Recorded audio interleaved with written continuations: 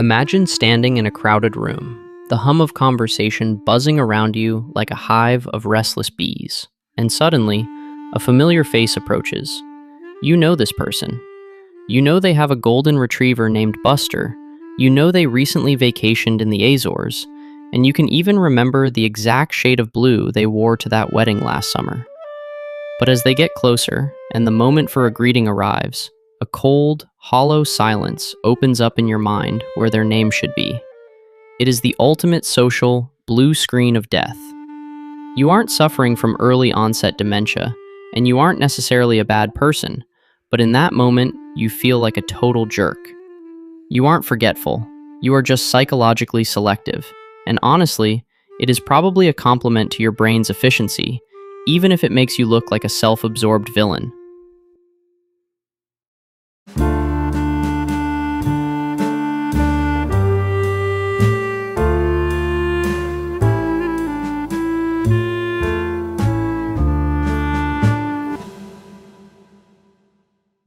Before we deep dive into the dark, dusty corners of your memory bank to figure out why your brain treats names like junk mail, let me ask you a question that might trigger some debate in the comments.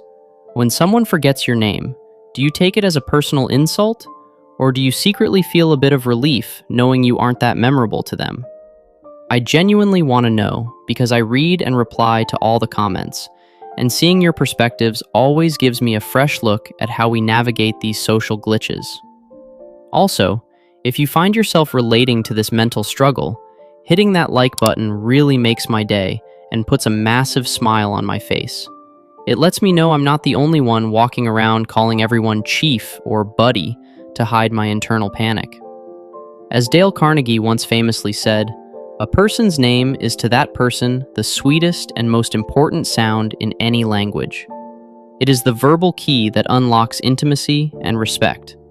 So why is it that for so many of us, that sweetest sound is the very first thing to fall out of our heads the second it enters our ears? To understand the deep psychology of why we forget names, we have to look at how the brain actually prioritizes information.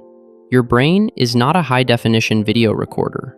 It is more like an over-caffeinated, cynical editor working on a tight deadline. It is constantly asking one question. Is this information useful for my survival or my goals? Unfortunately, a name like Steve or Rebecca is what psychologists call an arbitrary piece of information. It has no inherent meaning. If I tell you I met a guy who is a baker, your brain immediately starts firing off associations. You think of the smell of fresh bread, the white apron, the early mornings, maybe a warm kitchen. You have a hook to hang that information on. But if I tell you I met a guy named Mr. Baker, your brain just sees a random string of letters. This is known as the Baker-Baker paradox. The profession baker is semantic. It has layers of meaning. The name Baker is just a label, and the human brain, in its infinite biological wisdom, absolutely hates labels that don't come with a story. There is also a phenomenon known as the next-in-line effect, which is essentially the psychological version of a laggy internet connection. When you are being introduced to someone new, you aren't actually listening to them. You are too busy performing the social mask dance. You are thinking about your posture, making sure you don't have spinach in your teeth, and rehearsing your own introduction in your head. "Hi, I'm... nice to meet you. Wait, did I say my name too fast?" While you are preoccupied with your own performance, the other person says their name, and it hits your ears and immediately bounces off the closed for maintenance sign on your forehead. You weren't ignoring them out of malice. You were just too busy being an ego-driven actor in your own internal play. It is a classic case of cognitive overload. Your working memory only has a few slots available at any given time, and if those slots are filled with self-consciousness, there is simply no room for a new noun to take root. But let's get a little deeper, and perhaps a bit more controversial. Is forgetting names a sign of high intelligence or a lack of empathy? Some researchers suggest that people with highly active, busy minds are more prone to this because their brains are constantly filtering for high-value data. If you are a physicist or a software engineer, Your brain might be optimized to remember complex patterns, logic gates, or the structural integrity of a bridge. In that hierarchy of information, a social label like Greg is seen as low-priority metadata. It's like a computer deleting temporary files to make room for a massive software update. On the flip side, some psychologists argue that name forgetting is a subtle power play, an unconscious way of signaling that the other person hasn't earned a spot in your permanent memory yet. It sounds cold, but from an evolutionary standpoint, we weren't designed to know the names of 5,000 friends on social media. We were designed to live in tribes of about 150 people, where everyone's role was vital. If someone didn't provide value to the tribe, their name didn't matter. In the modern world, we are bombarded with so many faces and labels that our ancient brain hardware is essentially redlining, trying to decide who actually matters. Then there is the issue of facial recognition versus name retrieval. These two functions live in completely different neighborhoods of the brain. Recognizing a face is a holistic, visual process handled by the fusiform gyrus. It is an all-at-once recognition. Retrieving a name, however, requires a specific, targeted search through the language centers of the temporal lobe. It is the difference between recognizing a song's melody and being able to recite the lyrics perfectly on command. Often, the link between the face and the name is incredibly fragile. You can see the face, you can feel the person's vibe, you can remember their essence, but the linguistic tag is buried under a pile of unrelated thoughts. This is where the tip of the tongue phenomenon comes from.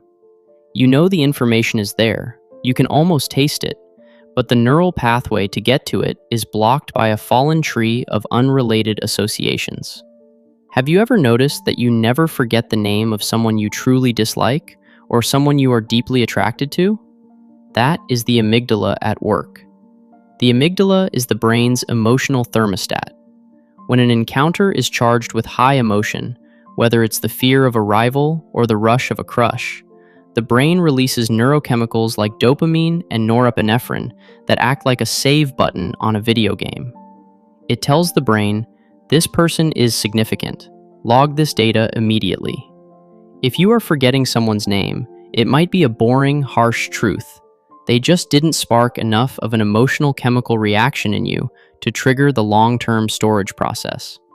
It's not that you're mean, it's just that they were neutral data, and neutral data is the first thing the brain's janitor sweeps away at the end of the day.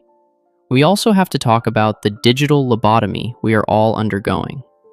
In the age of smartphones, we have outsourced our memory to silicon chips. We don't have to remember phone numbers, birthdays, or even directions anymore. Because we know the information is searchable, our brains have developed a habit of not bothering to store it. This is called the Google effect. We remember how to find the information rather than the information itself. I don't need to remember his name, I'll just check his LinkedIn later. The problem is that social interactions don't happen on LinkedIn. They happen in the terrifying, unsearchable real world. We are losing the muscularity of our memory because we've been using a cognitive wheelchair for the last decade. There is a certain sarcasm to the way we handle this failure. We've developed an entire vocabulary of emergency names to cover our tracks. Hey, big guy. What's up, man? Good to see you, girl. These aren't terms of endearment. They are psychological camouflage. We are desperately trying to project warmth while our ENGK search engine is spinning in circles, screaming for help. And let's be honest, sometimes we lean into it. There is a specific kind of person who uses name forgetting as a weapon of social dominance. By pretending they don't know your name, they are subtly telling you that they are the sun and you are just a minor planet orbiting their Greek gay. It's a mean girls tactic disguised as absent-mindedness.